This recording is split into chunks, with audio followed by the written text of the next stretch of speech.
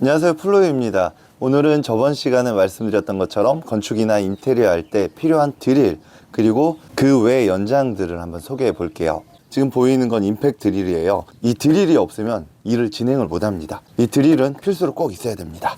지금 이거는 임팩트 드릴인데 굳이 임팩트 드릴까지는 필요 없고 이 해머 드릴 하나만 있어도 충분합니다. 임팩트 드릴 같은 경우에는 보이는 것처럼 임팩트용 비트가 따로 있어요. 근데 이거를 여기 해머 드릴에다가 끼워서 사용을 할 수 있습니다. 아무래도 일할 때 이 두 개가 있으면 편하긴 한데 이 하나로도 충분히 집을 지을 수 있어요. 그리고 해머 드릴 같은 경우에는 이렇게 홀소를 장착해서 사용할 수 있습니다. 이 홀소 종류도 사이즈가 여러 가지인데 이거는 원형 타공할 때 꼭 필요합니다. 그리고 보이는 건 샌딩기인데 우리가 목공 작업을 하고 마감할 때 주로 사용을 합니다. 샌딩 페이퍼를 붙이고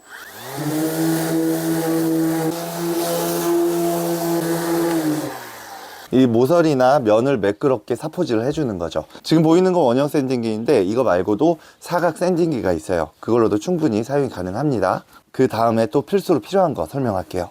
세 가지의 브랜드가 다른 레이저 레벨기예요. 제가 주로 쓰는 건 이 보쉬 건데 앞면부터 뒷면 그리고 옆면까지 레이저가 다 나옵니다. 지금 보이는 건 미러키인데 얘 같은 경우에는 앞면만 나와요. 옆면과 뒷면이 안 나온 대신 앞으로 쏘아주는 레이저의 빛이 다른 거에 비해 훨씬 더 깁니다. 그리고 얘 같은 경우에는 이제 K5민이라고 써 있는데 얘는 4D예요. 보시는 것처럼 밑에 위에 옆면 그리고 사이드까지 다 나옵니다. 보쉬나 미러키, 디월트 등 브랜드가 있는 제품은 가격대가 좀 높습니다. 이거 같은 경우에 브랜드가 알려지지 않았는데 금액 면에서 가성비가 좋습니다. 이걸로도 충분히 집을 지을 수 있습니다. 저 같은 경우에 미러키 연장을 주로 쓰고 있습니다. 구색을 맞추는 것보다 이 배터리 호환성 때문에 한 가지 브랜드를 쓰게 돼요. 그래서 단지 미러키를 쓰는 거지 뭐 미러키가 좋다, 뭐 이 브랜드가 좋다 그렇게 말할 수는 없어요.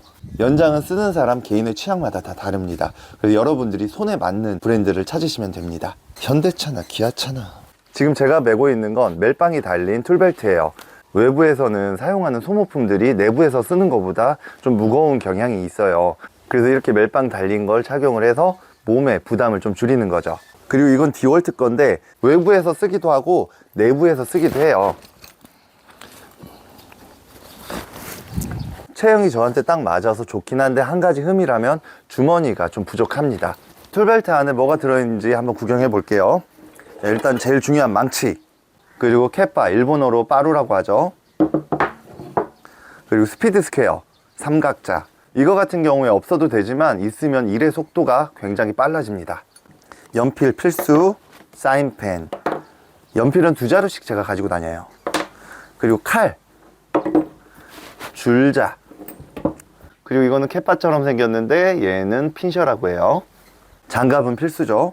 작은 함석 가위, 철판을 자를 때 많이 사용을 하죠. 미니 수평대, 롱로즈 플라이어, 벤치, 와이어 스트리퍼, 계산기, 그리고 초크라인 이렇게 2개가 있어요. 이 초크라인이 2개가 있는 이유는 하나는 걸 수 있게 돼 있고 이 또 하나는 꽂을 수 있게 핀으로 되어 있습니다. 이 꽂을 수 있는 건 천장이나 벽면에 혼자서 작업할 때 사용을 하고 이렇게 걸 수 있는 건 바닥에 있는 합판을 걸어서 체크할 때 주로 사용을 해요. 자, 이제 하나씩 넣어 놓을게요. 그 외 주로 쓰는 수공구들을 설명할게요. 망치가 2자루가 있는데 망치 2자루를 보여드리는 이유는 하나는 체크무늬, 하나는 민무늬죠. 얘 같은 경우에 골조용으로 많이 사용을 하고 얘 같은 경우에 마감용으로 사용을 합니다. 목조주택의 골조 같은 경우에 못이 굉장히 큽니다. 그래서 망치질을 할 때 미끄러지지 않도록 이렇게 체크 무늬가 있는 거예요. 자, 대패. 이것도 똑같은 대패인데 이 모서리를 편하게 다듬을 수 있어요. 자, 그리고 몽키, 바이스 플라이어, 락킹 플라이어라고도 하죠. 그리고 막끌. 이건 말 그대로 그냥 막 쓰는 끌입니다. 이 끌도 원래는 툴벨트 안에 넣어서 주로 사용을 합니다. 그리고 이 시클램프. 이거는 나중에 제가 어디에 사용하는지 알려드릴게요. 그리고 안전장비에 대해서 설명드리고 마칠게요. 보안경은 눈을 보호해야 되기 때문에 필수로 써주는 게 좋습니다. 외부에서 작업할 때는 햇빛을 차단해주는 이런 보안경도 있습니다. 그리고 안전모도 외부에서 작업할 때 써주는 게 좋겠죠.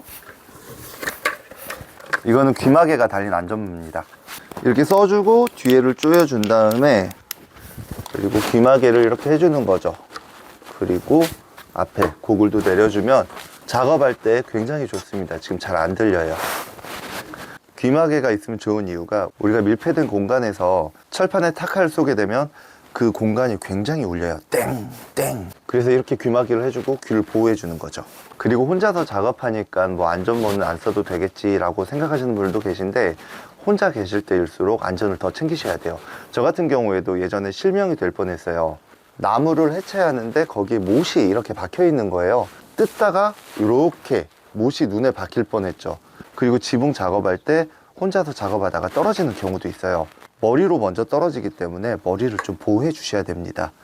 저도 외부 작업할 때는 안전문을 잘 안 썼는데 지금은 법도 많이 바뀌었고 안전문은 필수로 써주는 게 좋겠죠. 그리고 여럿이서 작업하다가 높은 곳에서 이렇게 망치 같은 게 떨어지는 경우도 있어요. 예를 들어 삼각자나 무거운 것들, 그럴 때 안전문을 쓰면 이렇게 보호해 줄 수 있죠. 머리가 좀 울리긴 하는데 하나도 안 아픕니다. 그리고 우리가 작업할 때 신는 안전화 소개해 드릴게요. 지금 보이는 것들이 다 안전화인데 이렇게 운동화처럼 생긴 안전화도 있고 이거는 겨울에 신는 안전화입니다. 이거 같은 경우엔 굉장히 가벼운 안전화예요. 이것도 안전한데 나이처럼 생긴 안전화입니다. 나이 완전 찢어 놓으셨죠? 그리고 이거는 예전에 협찬받은 안전화예요. 이 안전화도 굉장히 편합니다. 안전화들 보면 앞에 이렇게 토우캡이 있어요. 소리가 다르죠? 딱딱딱딱. 그리고 깔창은 방탄 재질로 되어 있어서 못을 밟아도 그렇게 쉽게 뚫고 가질 않아요.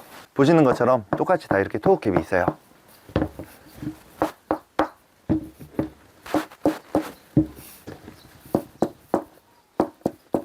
그리고 지금 제가 신고 있는 신발도 이렇게 안전합니다. 보시는 것처럼 이렇게 망치로 때려도 발이 아프지가 않아요. 작업할 때는 이런 안전화는 꼭 신어주는 게 좋겠죠. 다음 시간에는 제가 살고 있는 지역의 컨테이너 작업장 또는 이동식 주택을 만드는 곳에 현장 답사를 한번 해볼게요. 그리고 바로 작업 시작하겠습니다. 그럼 저는 여기서 또 인사드리겠습니다. 감사합니다. 지금까지 프로였습니다. 고맙습니다. 구독과 좋아요. 가자.